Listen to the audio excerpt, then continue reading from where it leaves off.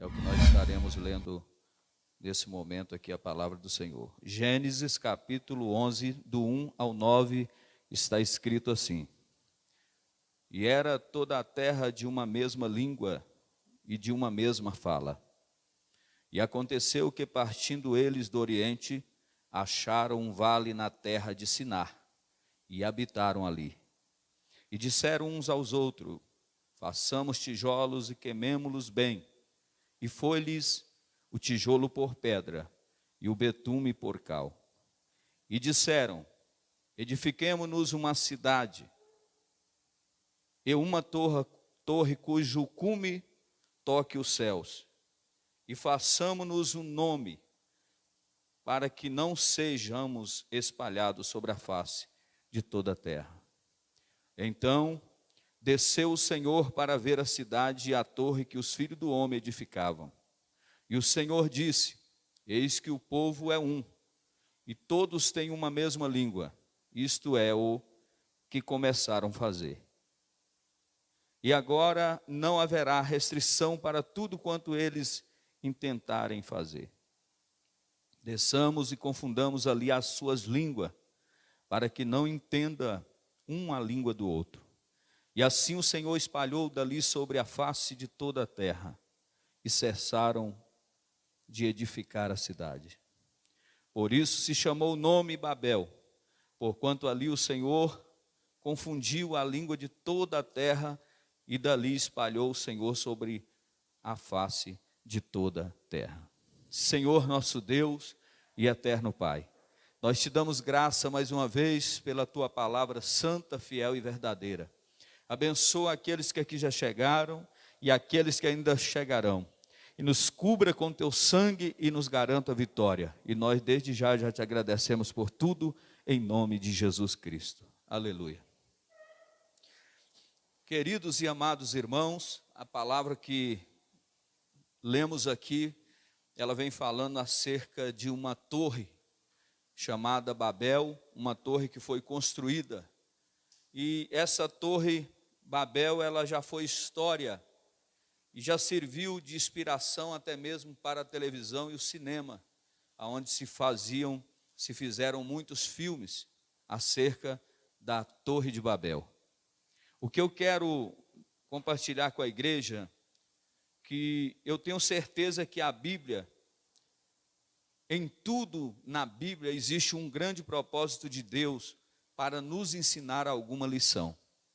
Então, mesmo na torre, na construção dessa torre, Deus nos traz lições que servem para edificar, para nos orientar e a cada dia para que nós possamos ser melhores na presença de Deus. Uma coisa é certa, nós podemos colocar isso no nosso coração, que ninguém pode fugir do juízo de Deus. Ninguém pode fugir do juízo de Deus. Isso não tem como escapar.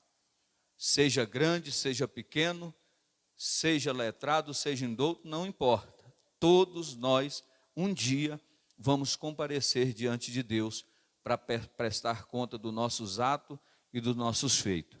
Agora, nós olhando este evento, a construção da Torre de Babel, segundo os relatos, nós vamos entender que fora construído antes de Cristo, há 2.420 anos antes de Cristo, e ela se deu a construção dela logo aproximadamente 130 anos depois do dilúvio. Então esse foi o tempo estimado, né?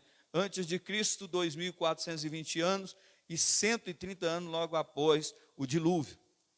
Diz o historiador Joséfo, um grande historiador, né, dos primeiro século, e ele vai falar algo interessante, que o povo, quando construiu a Torre de Babel, eles estavam dentro de algumas mentalidades. Uma delas era escapar se sobreviesse sobre a terra um novo dilúvio. Então essa era uma das mentalidades daquele povo. Então eles construindo para que pudesse escapar de um eventual segundo dilúvio que pudesse acontecer, porque no tempo de Noé nós conhecemos a história. E essa torre ela foi construída pelo é bisneto, né, de Noé. E o nome desse moço chamava Nimrod. Nimrod era um grande caçador, um homem muito perverso. E ele era filho de Cuxi, que era filho de Cã, e Cã era filho de Noé. Por isso, Nimrod era bisneto de Noé. Então, logo a torre foi feita, foi construída, numa segunda intenção de fugir de uma possível ira de Deus. Ou seja, como o mundo se acabou em dilúvio, eles disseram, não vamos construir, porque se vier outro dilúvio, nós estamos livres, né, de morrer da forma que os nossos antepassados morreram.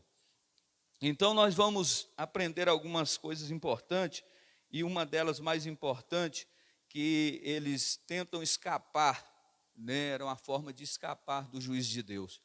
E uma coisa nós falamos aqui, eu vou falar de novo para nós obreiros, e você que me ouve agora, não tem como se escapar do juízo de Deus.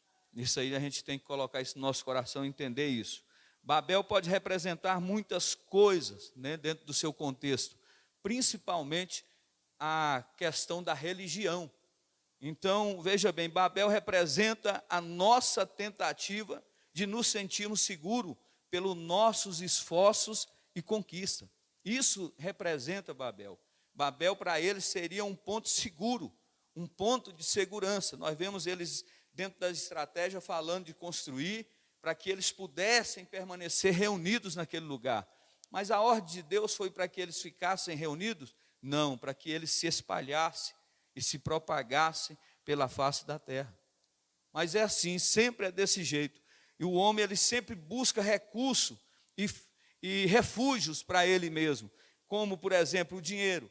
Tem gente que busca recurso na sua capacidade financeira, no seu poder, nenhum plano de saúde e outras coisas mais. Então nós vemos que tem muitas pessoas, quando eu disse que a Torre de Babel, ela nos traz algumas lições importantes, porque lendo aqui a pessoa vai ver apenas uma construção, mas na verdade nos traz grandes lições para a realidade que nós estamos vivendo hoje. Mas deixa eu te falar uma coisa, você pode crer ou não, concordar ou não, gostar ou não, mas uma coisa é certa, todos nós enfrentaremos o juízo de Deus. Então coloca isso no seu coração, guarda isso no seu coração, não adianta, naquele dia não terá como a gente se excusar, se desculpar, falar que foi por causa disso, que foi por causa daquilo, que não deu por causa daquilo, porque a Deus ninguém engana, e todos nós estamos visíveis aos olhos de Deus. Provérbio capítulo 15, versículo 3 vai dizer que os olhos do Senhor estão em todos os lugares na face da terra, contemplando os bons e os ruins. Então Deus, ele contempla tudo. Antes que a palavra chegue na minha boca, Deus já sabe o que eu vou dizer. Olha só a profundidade.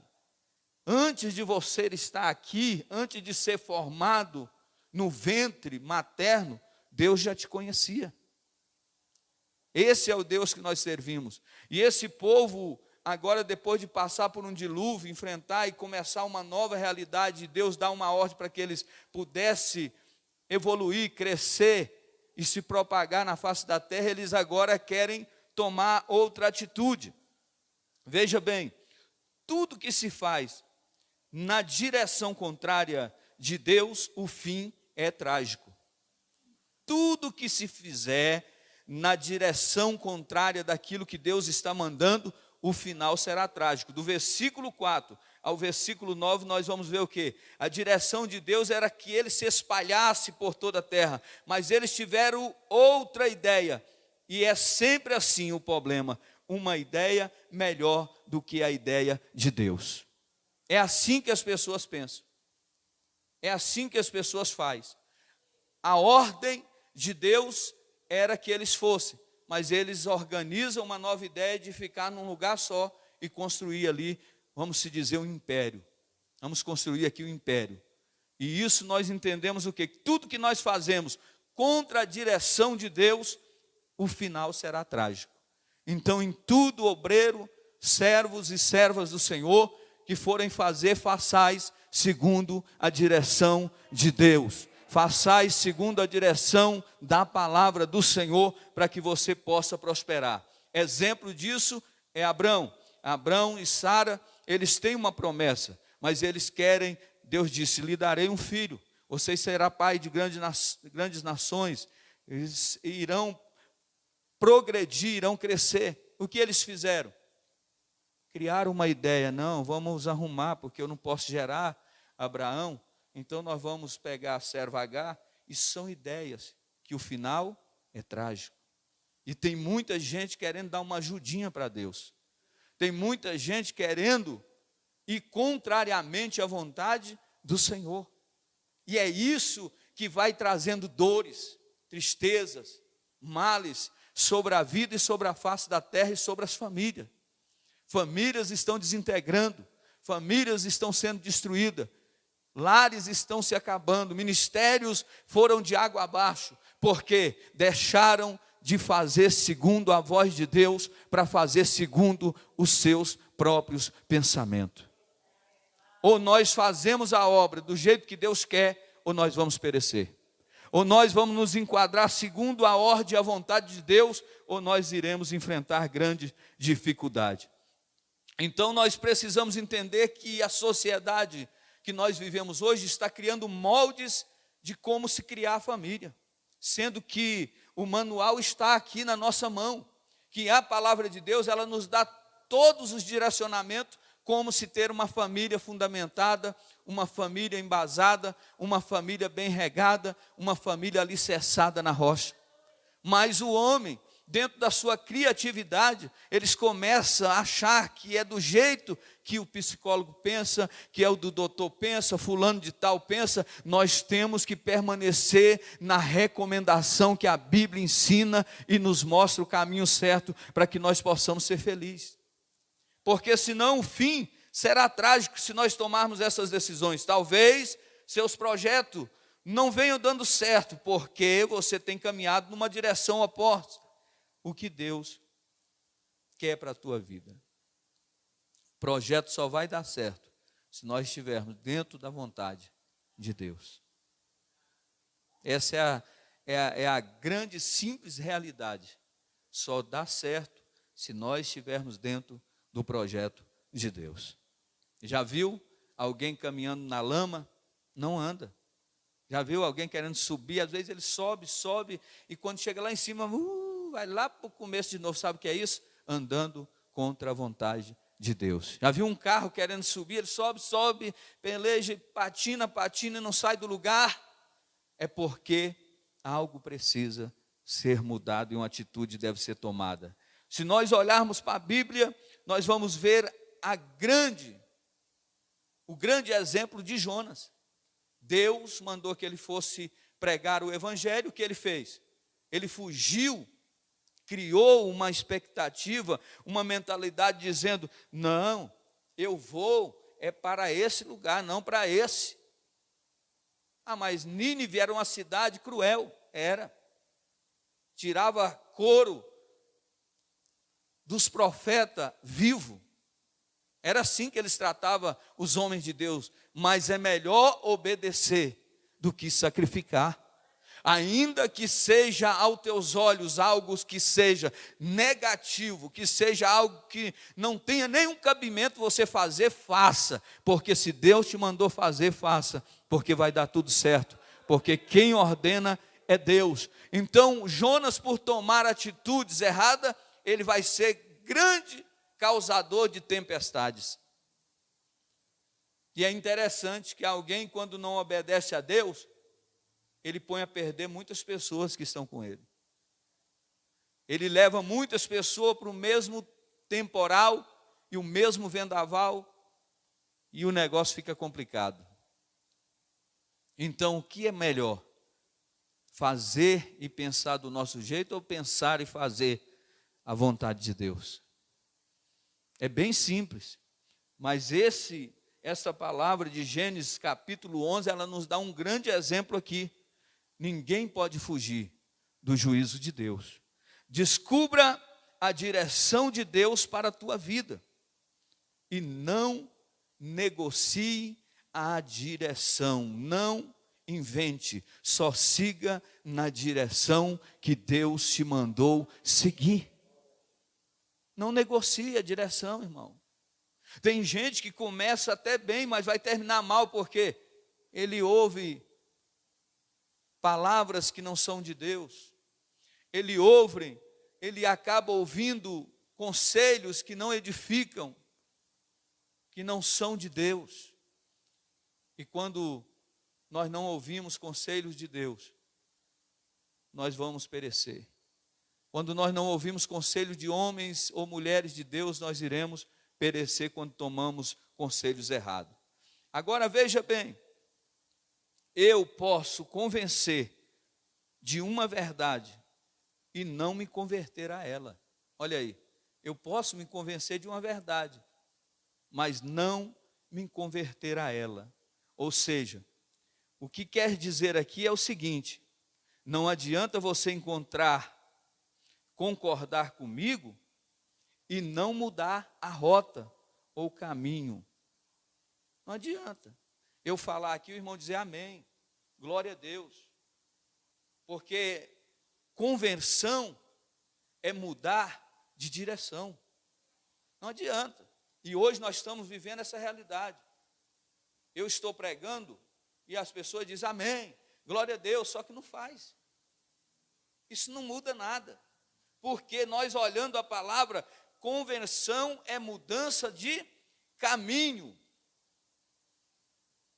E o que nos faz errar é o pecado, porque o pecado, em outras palavras, é errar o alvo. E muitas das vezes nós estamos vivendo como aquele tempo na Torre de Babel, aquele povo viveu. Um povo que tinha uma grande obra sendo feita, mas a motivação da obra era totalmente contrária ao que Deus tinha falado. Não adianta fazer grandes obras, se a motivação não for boa, nós vamos ser reprovados por Deus, nós vamos ser envergonhados por Deus. Babel é a tentativa de edificar no espírito da rebeldia. Por quê? Porque a palavra Nimrod vem do hebraico que significa rebeldia. Rebeldia é a direção contrária de Deus. Alguém, quando se torna uma pessoa rebelde, ele toma direções contrárias àquilo que Deus quer que ele faça. Se Deus manda ir para o sul, ele vai para o norte. Se Deus manda ir para o leste, ele vai para o oeste. E assim está acontecendo. As pessoas perderam a sensibilidade de ouvir a voz do Espírito Santo. Mas hoje, mesmo não ouvindo a voz do Espírito Santo, nós temos um manual nas mãos que vai nos ensinar o passo a passo para a vitória. Tem muita gente falando, o profeta não fala mais, a igreja não tem o profeta, mas tem a palavra, e a palavra é que traz libertação e nos traz a direção certa. Ela é a bússola, ela é o radar que vai nos conduzir para a vitória certa que nós precisamos. Então aquele povo está vivendo essa grande realidade, estão se rebelando contra Deus, estão rebeldes, estão tentando fugir da ira de Deus. Agora, ninguém pode fugir da ira do Senhor, ninguém pode fugir do juízo de Deus, porque Ele chega, e quando Ele chega, Ele tem a sua função objetiva na vida de cada um. Então, fiquemos em despertamento. A dificuldade de relacionamento compromete qualquer projeto. E vivemos num tempo difícil em relacionamentos. Se nós olharmos, nós vamos ver que aquela obra, ela estava sendo concluída de forma muito rápida. Ela estava indo a todo vapor, vamos se dizer assim. Mas Deus decide visitar aquela obra. A obra era grande, a obra era espetacular.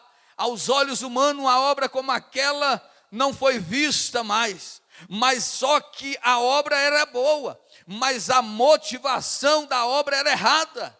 E é isso que eu quero que você entenda, obreiro da casa do Senhor. Você que me ouve agora, entenda o que Jesus está dizendo. Não adianta fazer sacrifícios e sacrifício e terminar como um tolo.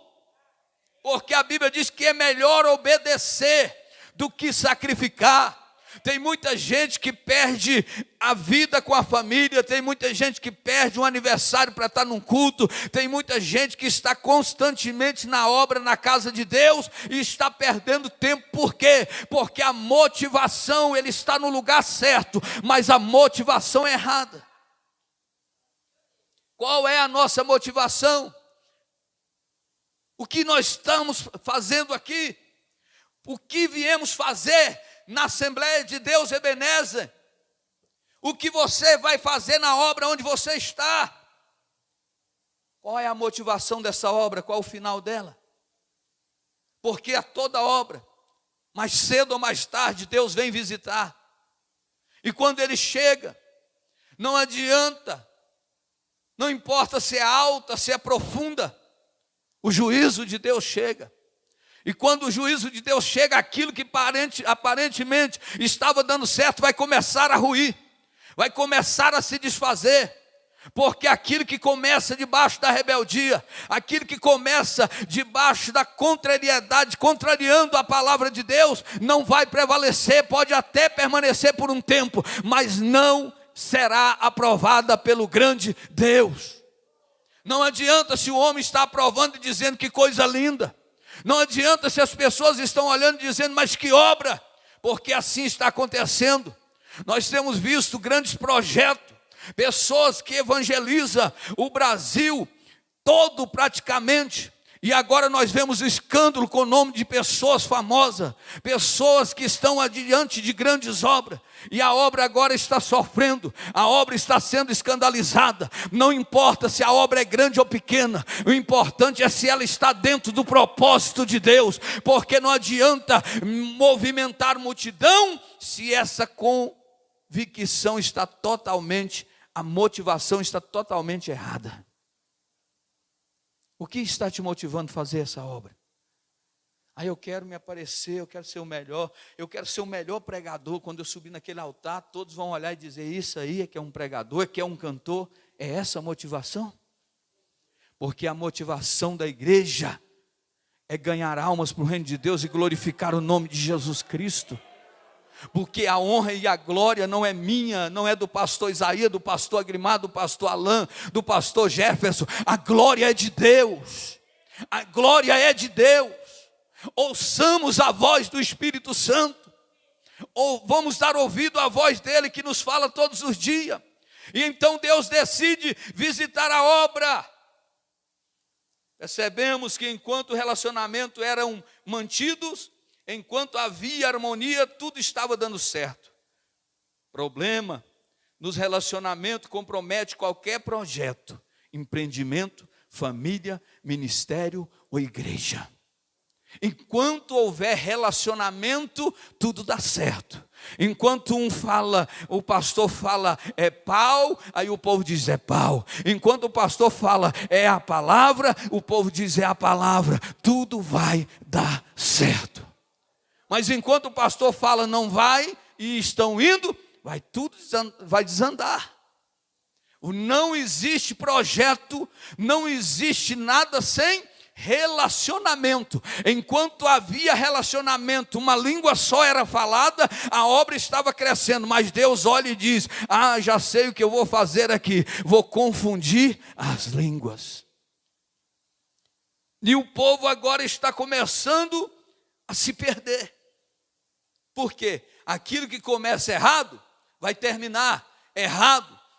E ainda terão a oportunidade de refletir e arrepender e voltar aos pés de Jesus e fazer a vontade do Pai.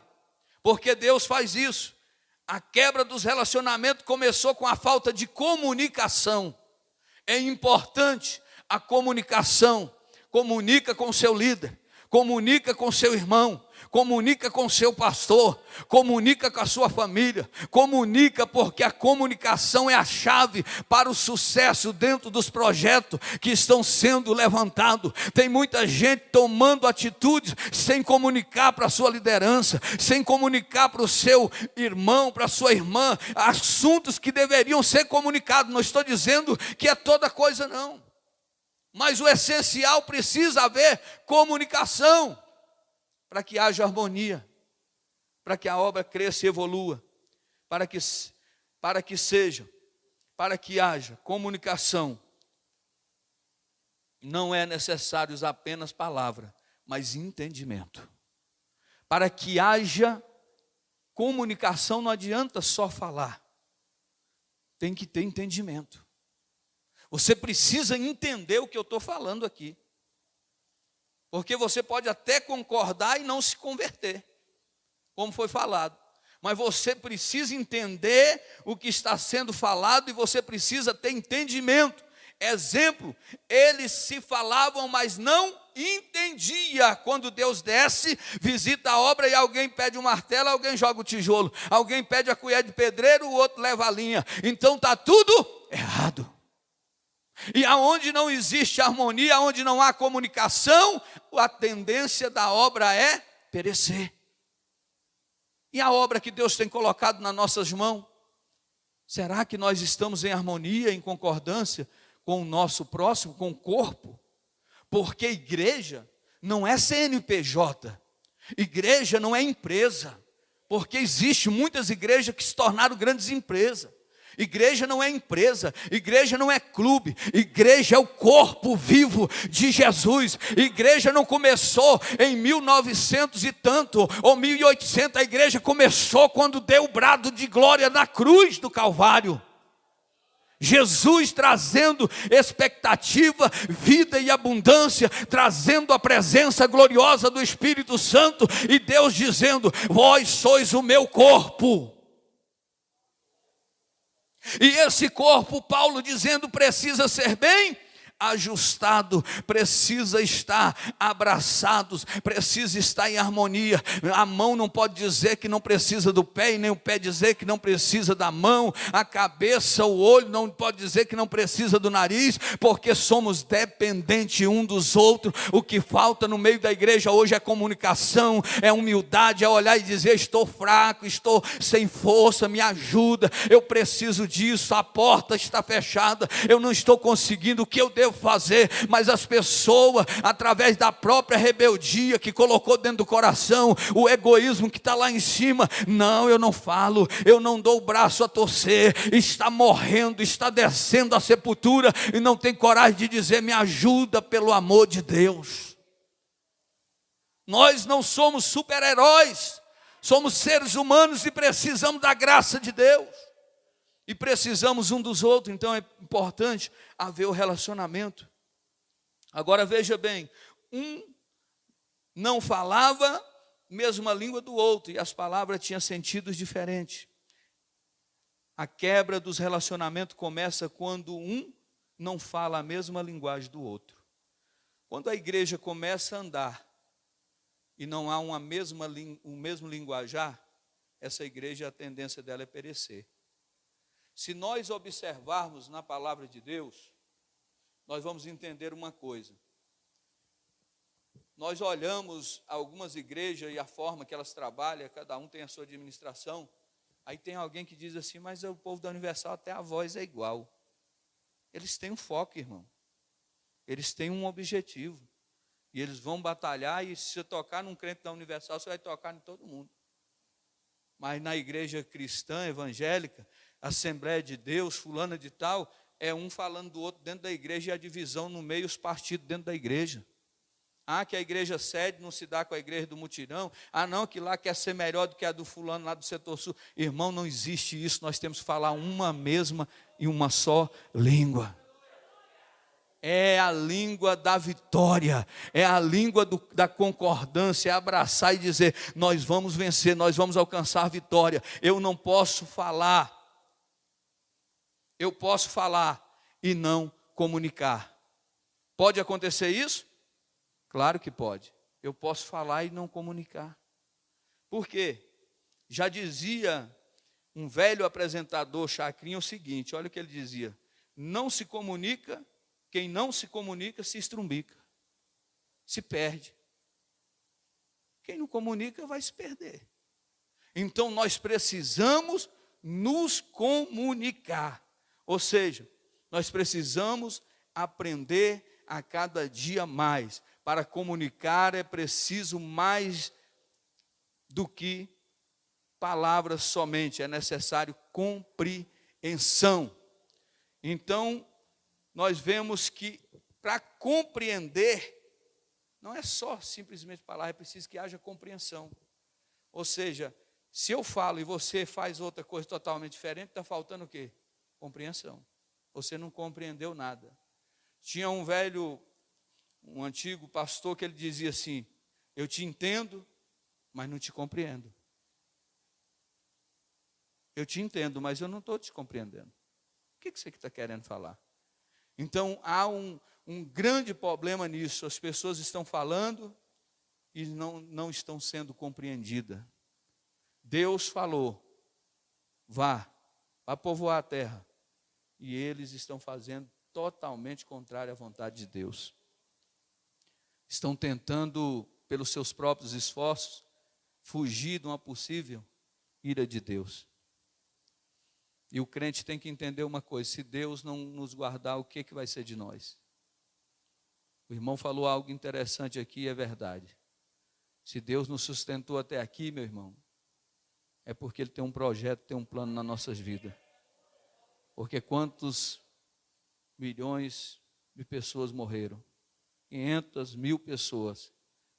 No Brasil e fora no mundo inteiro, quantas não morreram? E nós estamos aqui, sabe o que é isso? É porque Deus, mesmo em meio às adversidades, quando nós estamos glorificando a Deus, Ele nos protege e nos guarda. A motivação errada compromete as boas ideias. Nós vamos encerrar por aqui. A ideia era muito boa. Eles queriam chegar aonde? No céu. Qual é a sua ideia acerca do reino de Deus? Chegar lá, não é? A ideia é boa, mas a intenção era errada. Porque o que eles queriam ser era celebridade. O que eles queriam ser era ser conhecido. Estamos vivendo uma grande inversão de valores nos dias de hoje, onde as pessoas estão fazendo a obra para que sejam conhecidas, tenham status, tenham nome, tenham conhecimento, tenham regalias. E Jesus disse: eu não vim para ser servido, mas eu vim para servir e dar a vida em resgate de muito. Nós não estamos aqui para luxar, nós não estamos aqui para viver mordomia, nós estamos aqui para dar o nosso melhor e fazer a vontade daquele que nos chamou para esta grande obra. Eles também fizeram torre, propósito de que sentiram seguro em figura de Deus, motivação errada, porque eles se sentiram seguros com a torre que construíram, e era uma motivação errada. Apesar da ideia ser boa, a motivação era errada. Todo o projeto foi comprometido. O que você quer construir? O que você quer construir? Qual é a motivação? Por que está fazendo esta obra? Essa é uma pergunta. Por quê? Qual é a motivação de fazermos essa obra? A soberba precede a queda. Olha o que a Bíblia vai dizer: a soberba procede a queda. Não a queda externa, não a queda interna, mas a queda eterna. Tem muita gente que estão caindo eternamente, se distanciando da salvação de Deus, por causa da soberba, por causa do orgulho, por causa da altivez. Muitos estão caindo, muitos estão tendo o nome riscado do livro da vida, por causa das atitudes que estão enojando a Deus, por causa de comportamentos que estão cheirando mal às narinas de Deus. Crente mexeriqueiro, crente contendeiro, crente intrigueiro, crente enganador, mentiroso, mas que pega a palavra, o microfone e diz que está fazendo a obra de Deus. Pessoas que aparentemente faz até fogo descer do céu, mas está vivendo vida de adultério aí fora. E agora a máscara está caindo, pessoas estão sendo reveladas na verdade quem é, porque eu falei aqui e torno a falar, ninguém escapa do juízo de Deus. O homem planta e vai colher, não adianta o homem escarnecer, achar que vai ficar da forma que ele está pensando, porque a Bíblia vai dizer em Gálatas 6:7, não erres, porque Deus não se deixa escarnecer, porque tudo que o homem plantar, isso também ele vai colher. O que semeia na carne, colherá na carne. O que semeia no Espírito colherá vida e abundância e vitória do Senhor. Então plante e semeie aquilo que é bom.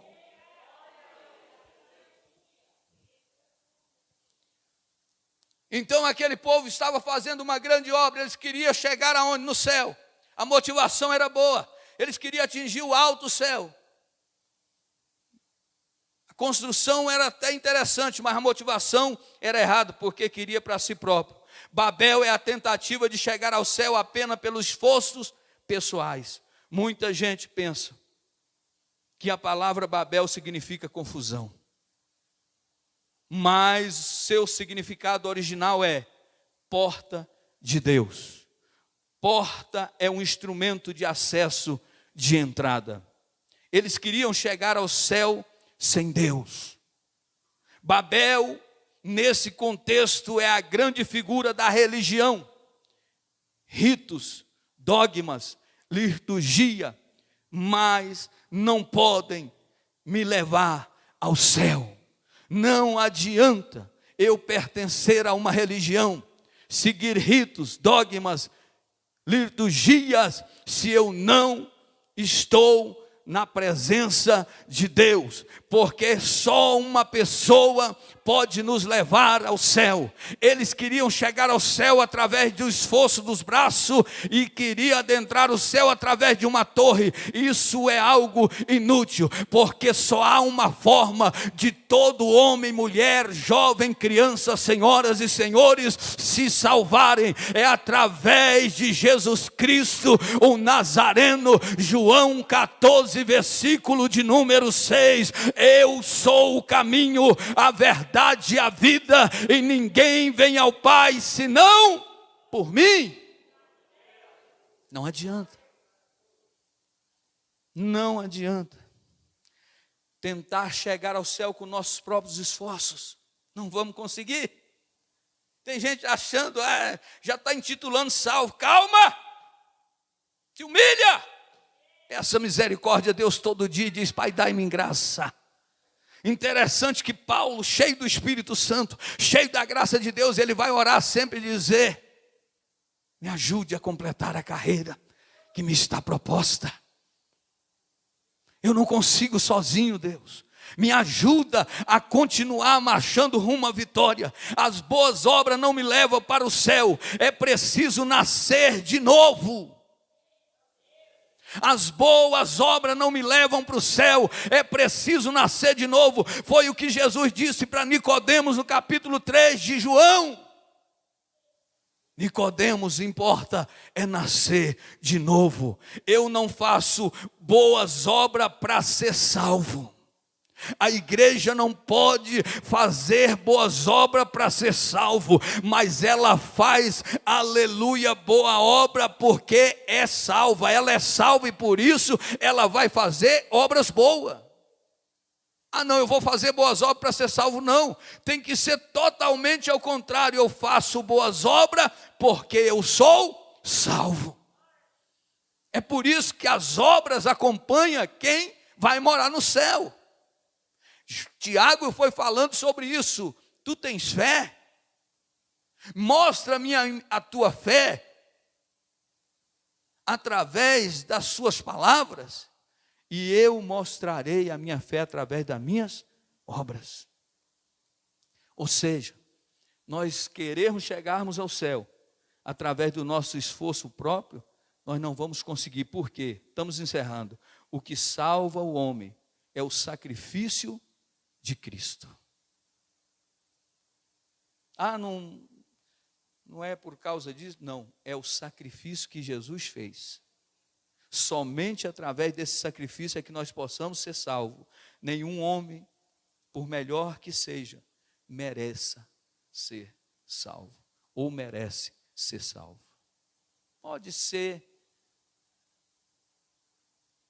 aquela Dulce Maria, Dulce fulana, pode ser o padre, o pastor fulano.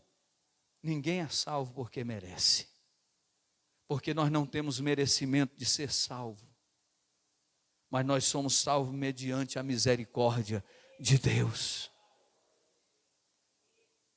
Se não fosse as misericórdias do Senhor, nós nem aqui nós não estaríamos.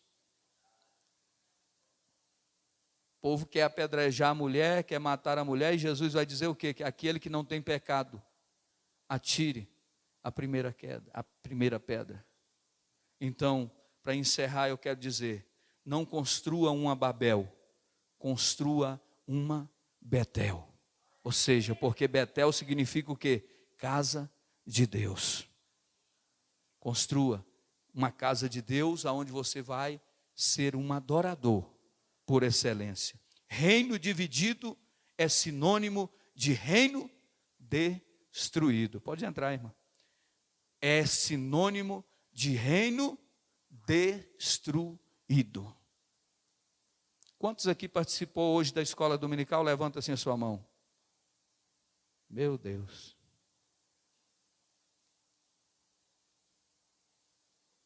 Lá realmente está falando sobre isso, sobre reino dividido. É sinônimo de reino destruído. Roboão, Jeroboão e o final trágico da história. E só Jesus para trazer vida e esperança. Babel, na realidade, significa ambição humana desde o princípio de todas as coisas. Babel, porta de Deus, confusão? Não, Babel significa ambição humana.